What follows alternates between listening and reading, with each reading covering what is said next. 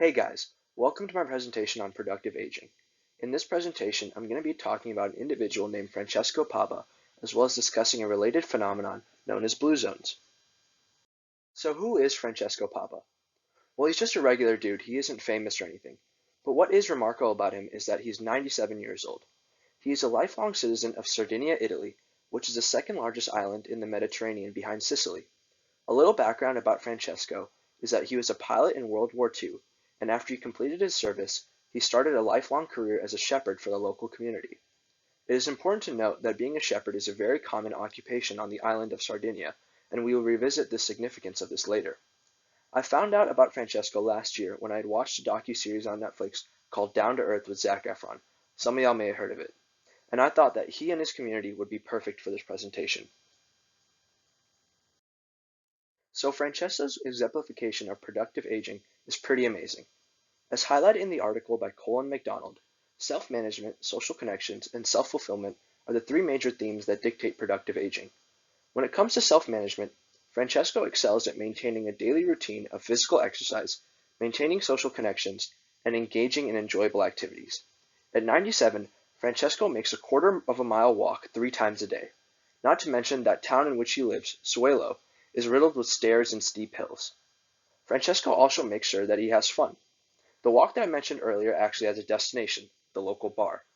Out of the 3 times he makes this walk a day, Francesco is sure to have a glass of wine on at least one of the trips.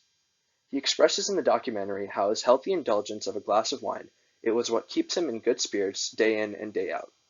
His daily visit to the bar also facilitates the social connections that are so important to productive aging.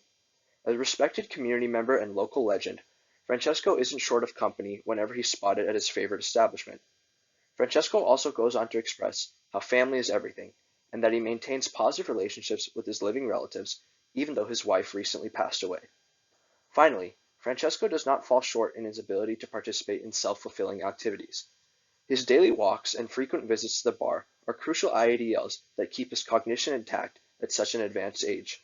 Most importantly, through the participation of this docuseries, we can see that Francesco is still passionate about his role in his community and provides valued contributions not only to his direct surroundings, but has now become a globally influential individual by informing the rest of us on how to live a long and happy life.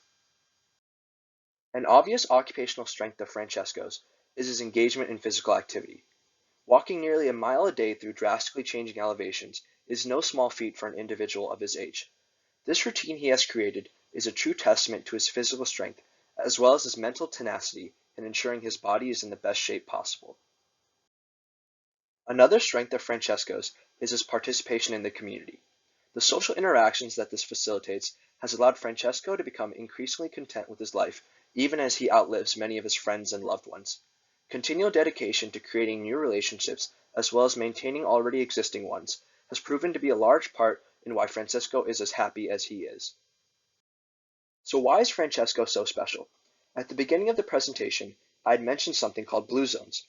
Well, a blue zone is a region of the world where an unusually large number of people are either centenarians or just much older than the citizens in the surrounding areas. This pattern was originally discovered by demographic researchers Gianni Pez and Michel Poulain when they noticed that the community of Suelo in Sardinia had the most per capita male centenarians in the world.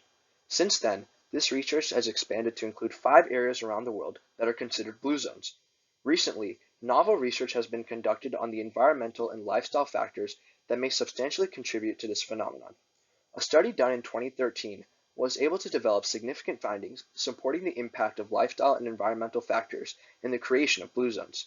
Specifically, the researchers found that the increased average slope of the village terrain as compared to surrounding areas facilitated cardiorespiratory fitness, which subsequently resulted in being able to reach an older age.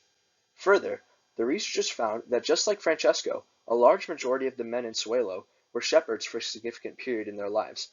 As this career required low intensity but sustained physical exertion in the form of walking long distances across steep paths, the men of Suelo were able to significantly reduce their risk of developing cardiovascular issues. Finally, as described by the researchers as well as the graphic we can see here, most Sardinians have a low protein and high carb diet. Further research in this area is necessary, but it is interesting to consider the emphasis of a high protein intake in American diet and how we fare in life expectancy compared to other countries. This is all to say that I chose Francisco because he is a testament to the value of engaging in meaningful occupations. Through proper lifestyle choices and shared values, an entire community of people was able to outlive the rest of the world. As future therapists, I think there's a lot we can learn from people like Francesco and the community of Suelo. And these are my references. Thank y'all again and hope you enjoyed the presentation.